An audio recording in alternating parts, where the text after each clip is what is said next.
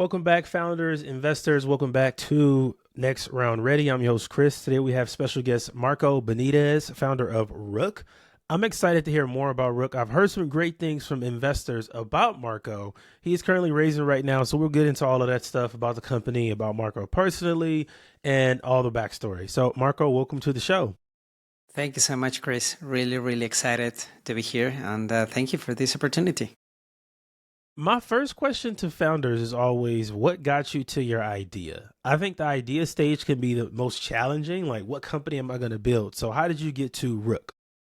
It was. And I think I will say sometimes it's lucky when you found like a real big problem to solve. And I can tell you that on our side, we were pivoting because we were doing different business. The business model was completely different. At the very beginning, we were building a hardware. So we were building a wearable. I can show you this. This is the previous. That was our first company. Was this wearable? Was for fitness environment where you are trying to track everyone in one fitness club, where you can show in real time effort zone, calorie burn, all these type of things in one place, and you can see everything in one screen. Or if you are doing virtually, you can see, if you are a coach, you can track in real time your clients, your end users. And we saw the huge opportunity because when the pandemic hits, everything changed, right? Yeah, When the pandemic hits, was immediately. So that's a huge opportunity because when you see chaos, you have opportunity to build something. And we saw this opportunity and we start to integrate wearables on our platform. And that was huge. We start to see, we started to integrate Apple Watch and we saw the huge mess. Then we integrate Polar and Garmin, and we saw that the data is completely different between everything. It's really complicated. That's how we came with this new business model and what we are building here. I like that. So you're saying Apple was the big miss? I mean, Apple Watch, it's really difficult to integrate. Moreover, if you have an app, you have to integrate with the SDKs and you have to go through different processes. Same thing with other wearable companies. It's really complicated. You find a lot of missing information, and it's not normalized. It's not standardized. So you have to build a whole thing before you want to consume all this information from your end users. That makes sense. So with the pivot to Rook now, where you are now, what was the pain point that gave you conviction that lets you know this is something I have to work on, this is a problem I have to solve? Well, first of all, was one client, was an insurance company. The insurance, sometimes it's about timing and luck. Or if you believe in God, of course. I believe in God a lot. So I really believe that he put me in that table that night. So we were in Los Angeles. We were in one event, and behind me, he was the CEO of one of the biggest insurance companies. And I obviously didn't know that he is the CEO of this insurance company. And he told me, like, hey, what did you do? And I was like, we have this platform, and in our platform, we have different wearable devices and all these type of things. And he was like, my goodness, this is something that we were looking for because we are building an app for engagement with the end users, and we are trying to integrate wearables and take a lot of time. It's a big trouble over there. So is there any way I can use your platform in my platform, use it like a white level? And I was like, yeah, we can build an API. It's going to be very easy as a very good entrepreneur, right? Of course, it was a completely different thing because it was really tough to build an API. So he was my first insight, and also he paid for this API. So 1 week after, we received the contract and to start building what we have today. Wow, in a week. See, I think partnerships are huge in the startup, in the business world. And sometimes it's kind of like a cheat code to help you get to the results you want faster. So behind that, how did you set up the partnership in terms of like the behind the scenes deals and stuff? Because I think a lot of founders look at partnerships like impossible, and it's really like a terrifying thing. No, I believe partnership is part of my core because we at Rook, we are an API solution. So we are an infrastructure and data science company. So we are behind everything. No one knows that Rook is living or it's alive. We don't have an app. So we work and we enable those brands to use the wearable devices, that data. So partnerships for us, it's everything.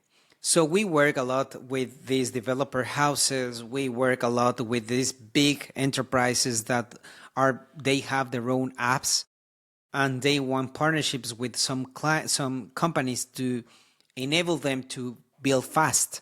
So we are one of those platforms that can help them to build very fast.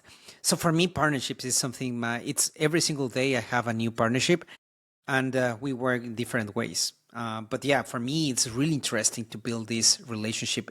At the end of the day, you are working with people, which is one of the most important things. It doesn't matter if they are really big. You are working with people. Be nice.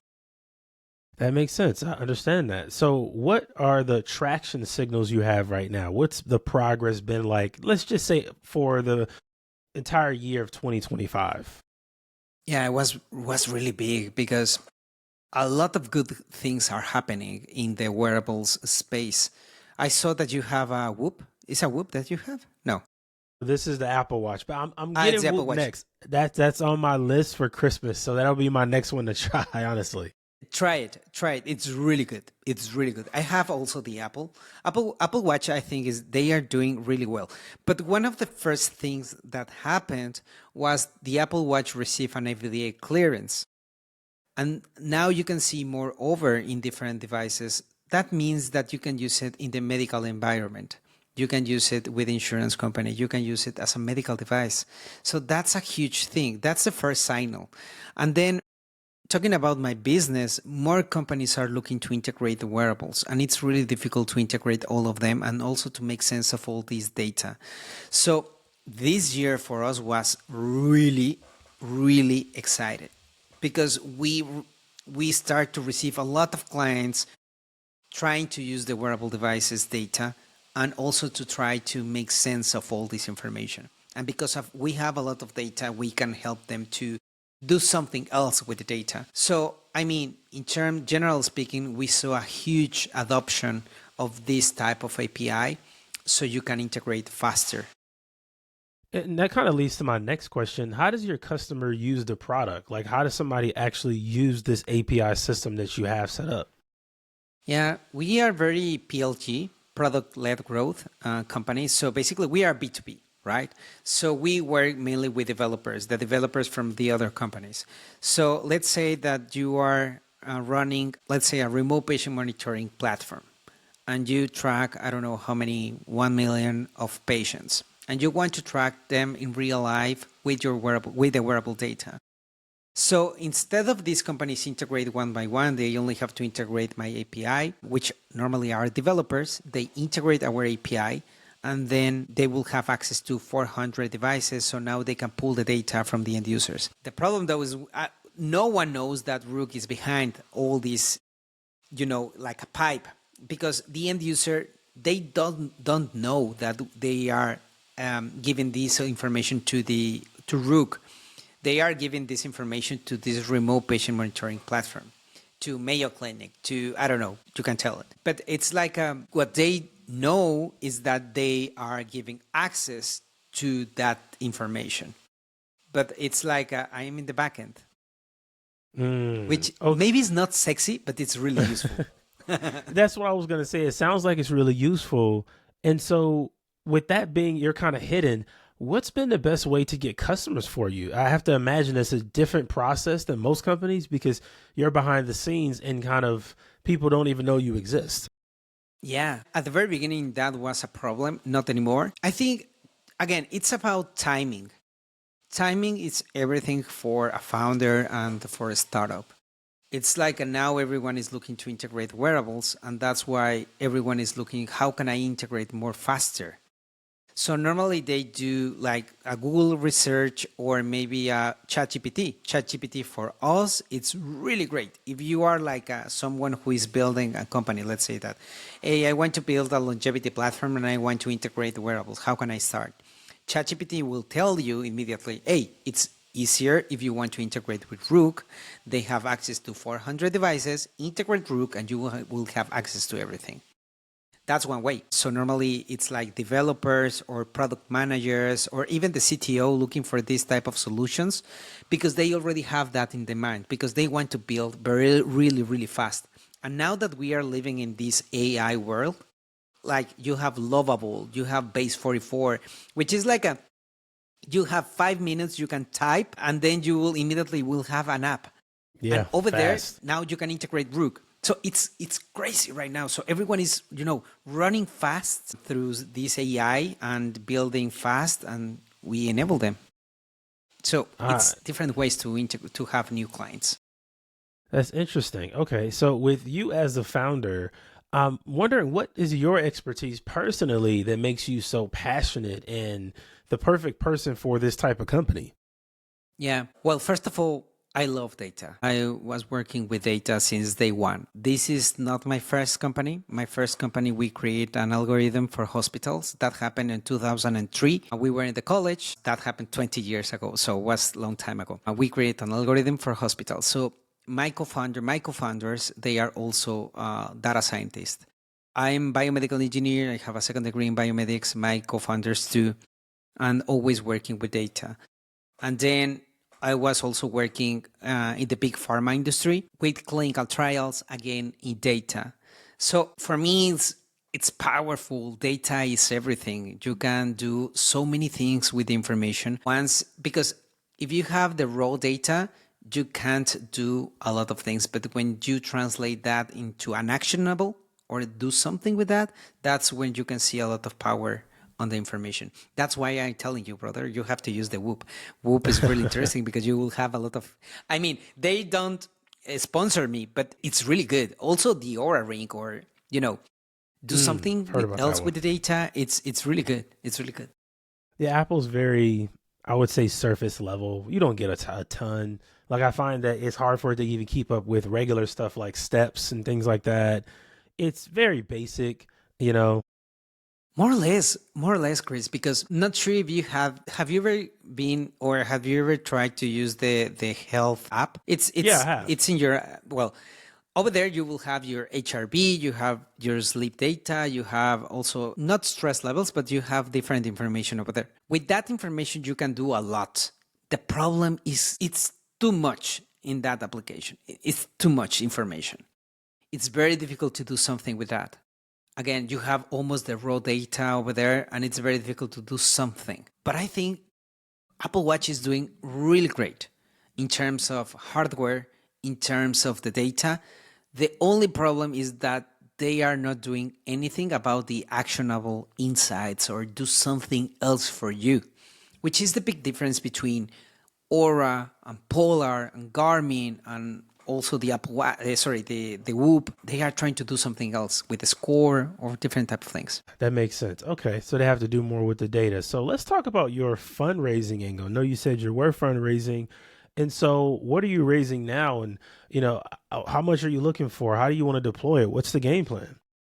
Yeah, the game plan, we are becoming more a data science company. We have a lot of data and we want to help our clients, our partnerships to do something else. We have laboratory testing, we have wearable devices, we are integrating more medical devices like blood pressure, CGMs, different type of things that can have a complete picture of the patient. Because it's not only, just spots of data, you need more information that can complete a person. So we are integrating with more devices, more data sources, and we want to do something with the data. So now we are working with different universities to create these different scores and insights so we can help our clients. So this funding round is for that. We are raising a seed round. Please reach me out because we are doing something really, really incredible with all this data. Okay. So what kind of firms are you looking to partner with? You said you love partnerships. So do you want more of the hands-off VC firm, or would you prefer the angel investor that's kind of like willing to get their hands dirty with you? Yeah, that's a really good question. My actual investors, they are very hands-on. I love that. I love to work with investors that really want to talk with me because they have a lot of experience. They are looking so many founders, so many companies. They can see some trends. They can see different type of things that I don't have. So for me, I love to work with them. I really invest a lot of time with my investors because I believe they have so much knowledge. So I normally like to work with hands-on investors, but also I don't have any type of problem if they don't want to be very involved and they only want reports. I'm okay with that. But I prefer the ones who are more involved with you so you can do even better. That makes sense. So, last question on fundraising. Why do you want to raise like now? Why is it not in 6 months or a year? Like, why is it so prevalent right now? Because timing is everything. Timing is everything. And we have our own internal AI. And that for us is very interesting. Right now is a very good moment because a lot of people want to do something with the data. And we saw these trends with our clients. Everyone is looking for insights. It's like, please don't give me only the raw data. Please help me with something else. Give me more information about my patients. Give me more information about the risks that we can have with XYZ patient. So we have a lot of data, again, more data that are giving us this information about we have to improve what we have today, and that's why we have to invest more with, at the end of the day, research and development. Okay, so can you paint the picture for me? What does it look like in 5 years? I'm talking best case scenario. We want to become the Bloomberg of the wearables and that, data sources information. So everyone can go to Rook and say, hey, this is the AYC information. So it's more or less that area. Ah, I like that. I like it. So that's some really good information. Marco, I want to thank you for being here and breaking this down for us and sharing your insight. I'm pretty sure a bunch of investors listening would love to hear more. How can they find you? It's very simple. You can find me in LinkedIn as Marco Benitez. Also, our webpage is tryrook.io or my email, marco@tryrook.io. I would love to have a conversation with you. Thank you.